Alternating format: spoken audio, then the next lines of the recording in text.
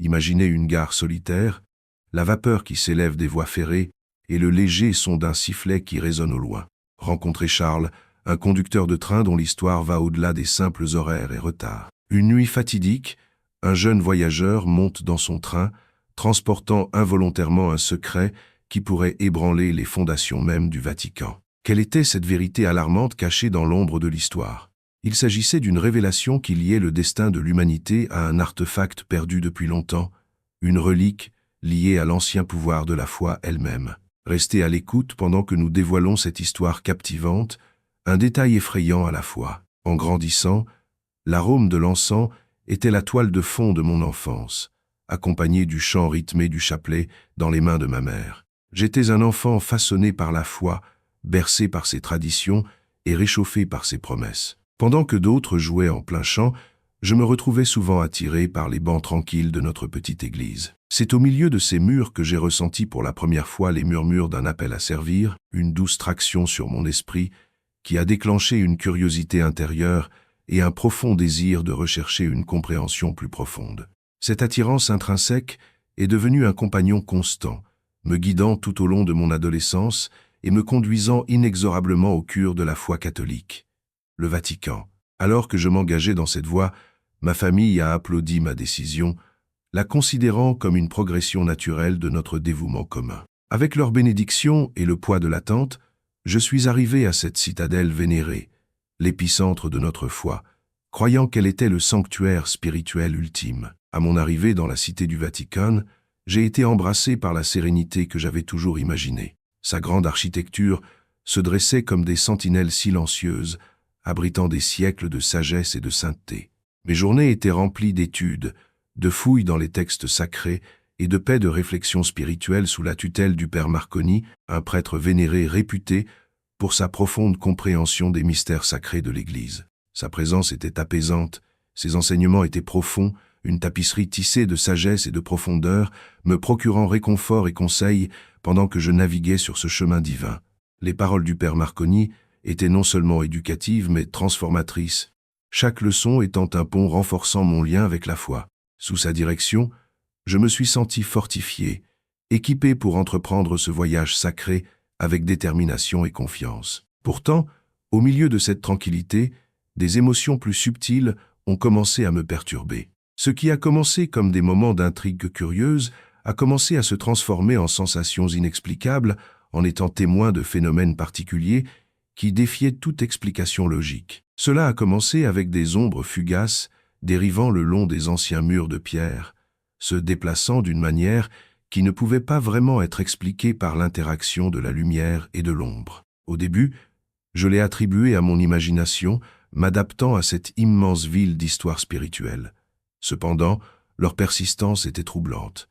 Il y avait des moments où je pouvais presque sentir leur présence, une conscience attentive et persistante. Même le silence autour de moi me paraissait vivant, comme s'il contenait des conversations entre esprits d'une époque révolue. Je me retrouvais à faire une pause, m'efforçant de saisir les contours des voix chuchotées qui semblaient se dissoudre à l'approche, des murmures qui résonnaient juste au-delà de la compréhension. Seul dans la contemplation, ces murmures s'enflaient jusqu'à s'entremêler à mes pensées, laissant derrière eux un résidu persistant d'inquiétude. Cette aura de mystère s'accrochait aux salles sacrées du Vatican, imprégnant chaque recoin d'un calme inexplicable qui semblait vibrer d'énergie.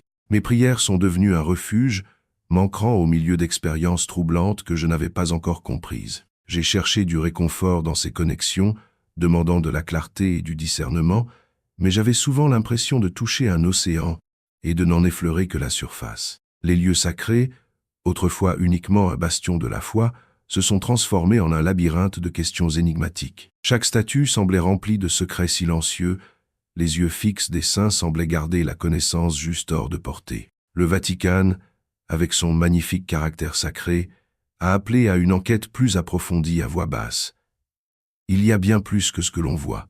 Naviguer dans ce royaume impliquait un mélange oscillant de crainte et de malaise, pris entre le respect du divin et un sentiment troublant de l'inconnu. Le père Marconi, toujours observateur, a noté mon appréhension, mais ses réponses ont toujours été mesurées, au mieux énigmatiques. C'était si lui aussi était intimement conscient de ces subtilités, choisissant ce qu'il voulait révéler et ce qu'il laissait dans l'ombre. Un après-midi, alors que nous étions assis ensemble dans le jardin, j'ai trouvé le courage de m'enquérir de ces phénomènes. Ses yeux, bien que doux, exprimaient une profondeur complice. Le Vatican, dit-il lentement avec un regard contemplatif, détient les secrets des âges. Parfois, ces secrets choisissent de se révéler à des âmes prêtes à les percevoir. Ce que vous vivez fait partie intégrante du voyage et, finalement, fait partie intégrante de votre appel au divin. Ces paroles sont restées dans l'air longtemps après avoir été prononcées, offrant peu de conseils directs, mais impliquant des vérités profondes. Je me suis rendu compte que mes expériences n'étaient pas de simples coïncidences, mais plutôt une partie du récit plus vaste qui se déroulait autour et en moi. À partir de ce moment, j'ai ressenti à la fois un frisson silencieux et une appréhension envahissante face à ce qui m'attendait. Mon chemin au cœur de cette ville sacrée, avec tous ses précieux mystères, ne faisait que commencer. Chaque jour m'entraînait plus profondément dans son giron, alors que je cherchais une compréhension et une foi plus profonde. Le Vatican n'était plus seulement un lieu de culte et d'étude. Il s'est transformé en un royaume énigmatique, une scène de rencontre divine, où la foi se mêlait au mystère inconnu. Alors que les ombres continuaient à danser et que les murmures allaient et venaient dans les couloirs séculaires, j'ai réalisé que c'était une invitation à une réalisation plus profonde, un réveil, un appel au divin. Alors que le jeune homme suivait le père Marconi dans les couloirs faiblement éclairés du Vatican, il ressentit un pincement inhabituel d'anticipation mêlée d'inquiétude. Ces passages étaient rarement parcourus, réservés à ceux privilégiés de confiance ou enveloppés de devoirs sacerdotaux qui exigeaient solitude et silence. L'air devenait plus frais à mesure qu'il descendait un ensemble étroit de marches de pierre usées, chaque pas faisant écho à des siècles passés, à des âmes qui avaient parcouru ce chemin bien avant lui. Les ombres s'étiraient et se déplaçaient, un silence vivant tenu uniquement à distance par la lueur vacillante de la lanterne de Marconi. Ce n'était pas la première fois qu'il rencontrait quelque chose d'inexplicable dans cette ville sacrée. Un scintillement au bord de sa vision, des sons inexplicables à des moments où le monde semblait immobile. Mais ce soir, tous les sens étaient exacerbés, chaque regard en arrière était gâché par l'impression de quelque chose juste hors de portée, quelque chose qui observait. La voix du père Marconi, bien que douce, résonnait avec autorité, un prêtre confiant dans les mystères qu'il détenait. « Ce que nous sommes sur le point de voir, a-t-il déclaré, est un endroit rarement ouvert aux yeux des jeunes. Mais je sens en vous une compréhension, un appel, si vous voulez, qui s'aligne sur les luttes plus profondes de notre vocation. » Le jeune homme hocha la tête, même si le poids de sa curiosité ressemblait plus à des chaînes qu'à des ailes le soulevant vers l'illumination divine. Ils émergèrent dans les catacombes, où des murs de pierre aux écritures anciennes se dressaient sous des voûtes imprégnées des secrets des saints et des pécheurs. Ici, l'histoire était à la fois oppressante et vénérée, comme si chaque pierre pouvait vibrer de vérité si elle était touchée de la bonne manière. Sans prévenir, ils se sont arrêtés. Devant eux se dressait une porte qui ressemblait à l'arc d'une nef gothique, mais revêtue de fer lourd, finement sculptée de symboles et de sceaux qui semblaient danser dans la faible lumière. Il les a tracés avec ses yeux de ténue spirale de latin, et peut être de langue plus ancienne, chacune racontant des histoires assourdies par le temps, mais nulle part ses études ne lui ont donné de contexte. Pendant qu'il regardait, une procession de religieuses émergea d'un passage ombragé, leurs visages sereins, mais leurs mouvements solennels. Un à un, ils disparurent au-delà de la porte de fer, disparaissant dans des profondeurs inconnues. L'écho de la porte qui se fermait résonna définitivement comme s'il avait englouti toute leur présence. « Qu'y a-t-il au-delà » osa finalement demander le jeune homme, la curiosité s'opposant au respect. Le père Marconi sourit, un sourire à la fois réconfortant et énigmatique. Parfois, ce que l'on voit n'est pas censé être compris immédiatement. Mais avec le temps, nous sommes tous guidés par la foi, et la foi demande souvent de la patience. Pourtant, pour le jeune homme, la patience était une vertu rare. Ses pensées s'attardèrent lourdement sur les gardiens de fer et sur le cortège alors qu'ils retournaient à leur quartier. Après cette nuit, le sommeil n'est venu que par fragments. Des visions des catacombes remplissaient ses rêves, des figures anciennes avec des yeux de feu, des glyphes brillants sous des doigts fantomatiques, le sentiment de quelque chose d'important qui se trouvait juste hors de portée, un murmure invitant derrière la porte de fer. Et ce n'était pas seulement dans les rêves. Les ombres semblaient s'étendre pendant la journée, les voix feutrées mais omniprésentes, comme les murmures des vents dans les bosquets sacrés.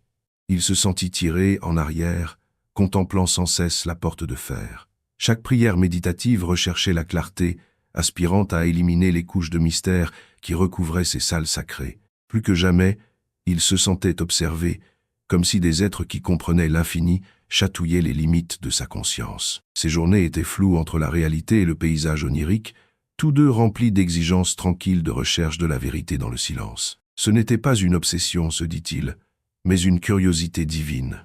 Et pourtant, le spectre de cette porte de fer planait sans cesse sur lui, comme l'épiphanie promise dans un chemin de purgatoire. Les mots non prononcés résonnaient dans la mémoire. « Un jour, tu comprendras ». Hanté par les fantômes de sa récente visite aux catacombes, le jeune homme s'est trouvé irrésistiblement attiré par la découverte des mystères qui semblaient liés à son âme. C'était comme si la porte de fer, solide et inhospitalière, avait libéré en lui un torrent de curiosité refoulée, une curiosité qui exigeait satisfaction, quels que soient les risques encourus. Son cœur et son esprit, désormais enfermés dans une recherche incessante de la vérité, l'ont propulsé à travers les couloirs ornés et les couloirs anciens du Vatican, chaque pas faisant écho à un mélange d'inquiétude et d'exaltation. Alors que la lumière du jour cédait la place à la tranquillité feutrée du soir, il se retrouva devant la légendaire bibliothèque du Vatican, une archive de connaissances sans précédent, un sanctuaire où l'attendaient des manuscrits millénaires et des textes oubliés. Guidé par un instinct qui se rapprochait davantage de la contrainte, il se glissa le long des rangées d'étagères, ses doigts traînant le long de tomes reliés en cuir craquelé et gravés de symboles qui dansaient dans ses rêves. Il fouilla plus profondément, dans les recoins sombres de la bibliothèque, où peu osaient entrer. C'est là, au cœur de la bibliothèque, qu'il tombe par hasard sur le livre des secrets.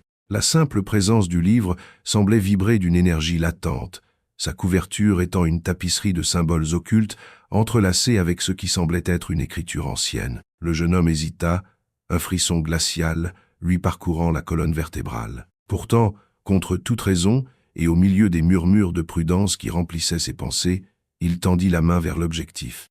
Au moment où ses doigts effleurèrent le cuir vieilli, un sentiment d'appréhension l'enveloppa, comme si les pages étaient parfaitement conscientes de son intrusion. Les mains tremblantes, il ouvrit le tome, révélant des incantations et des invocations inscrites dans des lignes sinueuses, qui invoquaient à la fois la crainte et l'effroi. L'attrait du livre était indéniable, un phare irrésistible qui le poussait à avancer dans ses profondeurs, malgré le sentiment croissant de péril. Il lisait fébrilement, perdant la notion du temps, comme pris au piège par une force invisible qui exigeait son attention et son essence même. Au fur et à mesure qu'il approfondissait, le livre dévoilait des rituels et des doctrines enveloppées de secrets, de sombres pratiques qui semblaient faire allusion à une alliance entre l'autorité terrestre et des forces impies. Avec une horreur naissante, le jeune homme réalisa que les catacombes, la porte de fer et les processions rituelles pouvaient être plus que de simples vestiges d'une époque révolue. Ils pourraient faire partie d'un héritage vivant et respirant de rites arcaniques, protégé par l'Église et caché aux yeux du monde. Son esprit revint à l'assurance énigmatique du père Marconi, selon laquelle la compréhension viendrait avec le temps. Était-ce là ce qu'il voulait dire? La grandeur historique de l'Église n'était-elle qu'une simple façade pour quelque chose de bien plus sinistre? Les profondes implications de ces découvertes surgissaient comme un spectre, projetant de longues ombres sur tout ce qu'il avait appris ou cru. Plus il lisait profondément, plus les frontières entre réalité et cauchemar s'estompaient. La perception des fils invisibles, qui liaient ces cauchemars à cette sombre histoire qui se déroulait, se resserra autour de lui. Il voyait maintenant, avec une clarté éclatante, les visages de ceux qui s'attardaient devant la porte de fer, leurs expressions non de respect, mais de sombre devoir, teintées d'un courant sous-jacent de peur. Quel pouvoir cette porte gardait-elle, et quelles horreurs se cachent au-delà de son seuil de fer? Dans cette toile de ténèbres orchestrée par une histoire à la fois voilée et active, le jeune homme se retrouve aux confins de la révélation et de la folie. Pourtant, les secrets du livre, aussi sinistres soient-ils, ne lui offraient aucun répit, seulement davantage de questions et un chemin plus profond au cœur d'un mystère insondable mais alléchant. Poussé par un mélange énigmatique de peur et de fascination, il réalisa que sa recherche de la vérité ne faisait que commencer. Il ne le savait pas, Chaque page tournée le rapprochait du point de non-retour, où la simple curiosité pouvait réveiller le désespoir ou le courage, tous deux exigeant également leur dû. Contraint malgré la peur qui le guettait, ce qui était autrefois une exploration était devenu une quête pour démêler les fils obscurs du passé sans s'y perdre. Dans le silence absolu de la bibliothèque, sous le regard attentif d'érudits oubliés, son voyage se poursuit. Poussé par un mélange de terreur et de curiosité, je me suis retrouvé attiré par le labyrinthe sombre sous le Vatican, un lieu où les murmures de rituels interdits résonnaient dans les anciens couloirs. Ces murmures hantaient mes rêves depuis que j'avais posé les yeux pour la première fois sur le livre des secrètes dans la bibliothèque interdite. Des nuits blanches et des frissons inexplicables m'ont poussé vers cette chambre cachée, au plus profond de la magnifique architecture que le monde d'en haut admirait pour son caractère sacré et son respect. Là, dans l'ombre oppressante, je suis tombé sur une scène qui a confirmé mes craintes les plus profondes. Caché derrière un pilier de pierre, j'observais des personnages encapuchonnés rassemblés en cercle, chaque mouvement délibéré et synchronisé comme s'ils faisaient partie d'une danse bien répétée. L'air était épais, chargé d'une énergie à la fois terrifiante et envoûtante. Les espaces cérébraux entre mes pensées se remplirent rapidement d'effroi, alors que mes sens devenaient exacerbés par l'aura de cette étrange congrégation. Mon cœur battait à tout rompre alors que les personnages chantaient dans une langue qui semblait ancienne même dans mes os, faisant vibrer subtilement les murs sous le poids de leurs incantations. L'étrange cadence de leurs paroles semblait se répercuter au plus profond de mon être, chaque syllabe déplaçant quelque chose en moi, semant des graines de malaise. Je ne pouvais pas détourner le regard alors qu'ils présentaient des objets qui rendaient le terme « sacrifice » grave au-delà de son sens, des artefacts d'une force vitale, offerts à une entité malveillante dont la présence était palpable, se profilant de façon inquiétante aux abords de la pièce faiblement éclairée. À mesure que la réalité des horreurs se déroulait devant moi, la nature de ce rituel devenait plus évidente, leur pratique étant conçue pour maintenir la captivité cruelle d'une entité. Elle fut enchaînée par des cérémonies plongées dans l'obscurité qui étranglèrent l'équilibre entre la foi et le désespoir. Tout devenait plus clair maintenant, l'acte désespéré de contrôler un pouvoir trop ancien pour la compréhension humaine. Leurs mouvements devenaient plus frénétiques et à chaque geste synchronisé, une force semblait se déplacer dans la chambre, son objectif étant de fortifier les limites d'un emprisonnement d'un autre monde, celui qui avait été sauvegardé par le Vatican, avec une sinistre urgence pendant des générations et des générations. Pourtant, ce n'était pas l'entité qu'il craignait, mais la dévastation potentielle de sa malveillance si elle se déchaîne. Une terrible prise de conscience qui m'a frappé d'une peur paralysante. Dans mon état captivé mais terrifié, j'ai bougé par inadvertance, peut être trop brusquement ou trop fort. Le bruit que j'ai fait aurait pu avoir un écho amplifié par l'air chargé, ou peut être que l'une de ces silhouettes en robe était particulièrement sensible aux perturbations. À cet instant, toutes les têtes se sont tournées vers ma cachette. Un silence glacial tomba sur la salle, le genre de silence qui précède des tempêtes d'une férocité inimaginable. Le sentiment immédiat de danger a brisé ma paralysie, mon corps réagissant instinctivement alors que je me tournais pour fuir. J'ai couru à travers les passages énigmatiques, ressemblant à un labyrinthe, les ombres semblant s'étirer et danser autour de moi, comme si elles étaient vivantes de menaces. Derrière moi, les murmures se sont transformés en cris, les personnages encapuchonnés se sont lancés à leur poursuite. Je me suis plongé plus profondément dans les ténèbres, aveugle à la direction, mais propulsé par un besoin primordial de survivre. Chaque pas que je faisais me semblait guidé par une force invisible, comme si un fragment d'espoir se frayait un chemin à travers le labyrinthe pour me guider. Dans ces moments-là, sous une ville où des millions de personnes marchaient dans une vulnérabilité inconsciente, j'ai été frappé par le fait que ce sombre rituel était le pivot d'un combat entre le sacré et le profane, un combat auquel j'avais involontairement participé.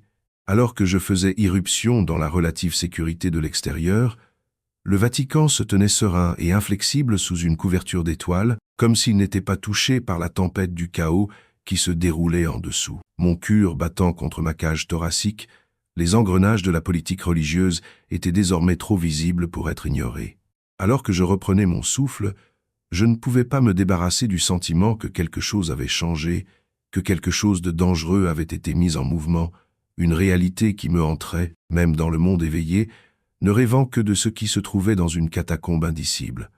Ce n'est plus seulement un mythe dans des histoires murmurées. Ayant échappé de peu aux effrayants rituels secrets cachés sous le Vatican, le jeune homme a le sentiment d'être passé d'un cauchemar à un autre. Les catacombes sont ancrées dans son âme, des souvenirs sombres et obscurs qui hantent chacun de ses pas.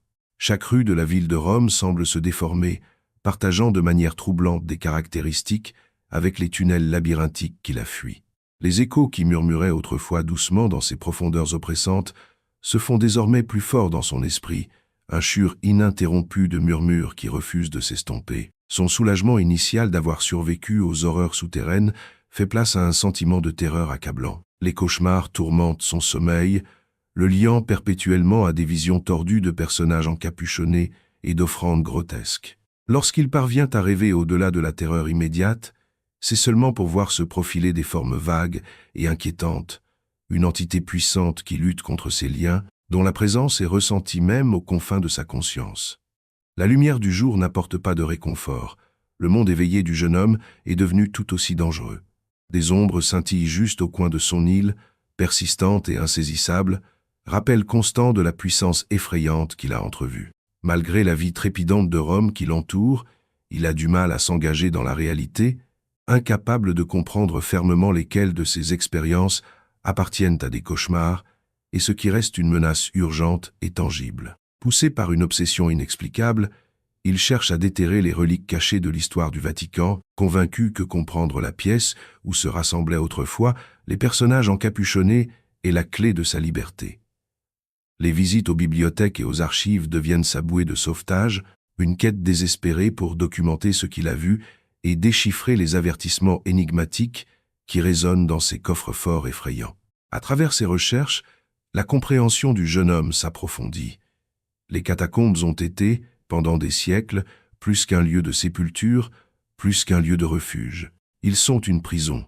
Ils découvrent l'entité ancienne enchaînée à l'intérieur, retenue captive non pas par choix, mais par nécessité, une force malveillante, capable de remodeler le monde à son image. Ces révélations ne font pas grand-chose pour le soulager. Au contraire, ils ajoutent des niveaux d'urgence à son sort. Les connaissances qu'il a rassemblées pointent vers une vérité dangereuse. Les rituels maintiennent le lien non seulement pour piéger l'entité, mais pour l'apaiser continuellement, assurant son confinement à contre-cure. Il réalise le potentiel terrifiant, la possibilité imminente que ces rites aient pu être perturbés, contrariant leur hôte silencieux. À chaque découverte, le jeune homme prend conscience de l'ampleur du secret bien gardé du Vatican. Ce qu'il percevait à l'origine comme des ténèbres isolées cachées dans la pierre ancienne a étendu sa forme, une vaste tapisserie d'effroi sans fin marquée sur les pages de l'histoire. Il n'a été qu'un aperçu, un fragment d'une menace incompréhensiblement plus grande qui dépasse de loin la portée de la simple société mortelle. La finalité de son voyage le laisse plonger dans des émotions contradictoires. D'une part, la compréhension qu'il acquiert devient une source de pouvoir, une ancre dans la mer tumultueuse de la peur qu'il traverse. De l'autre, un rappel sans fin du danger latent qui attend qu'une faiblesse de ses contraintes se libère et déverse l'horreur sur le monde. Seul au milieu de la marée humaine bouillonnante de Rome, il contemple une question singulière. Que va-t-il se passer ensuite? Le sentiment inquiétant que le danger se cache encore sous la surface, attendant son heure pour éclater, s'accroche à chaque pensée. Bien qu'il soit l'un des rares à savoir ce qui se cache en dessous, il ressent un besoin constant de se préparer, d'avertir, si les chaînes qui lient l'entité venaient à échouer complètement. La connaissance est à la fois une bénédiction et une malédiction, une conscience qui à la fois le protège et l'emprisonne. Alors que l'homme réfléchit aux innombrables secrets du Vatican, il se rend compte qu'il n'a touché que la pointe d'un terrifiant iceberg. Le reste attend, sombre et insondable, couché sous la surface, résonnant des appels de l'abîme.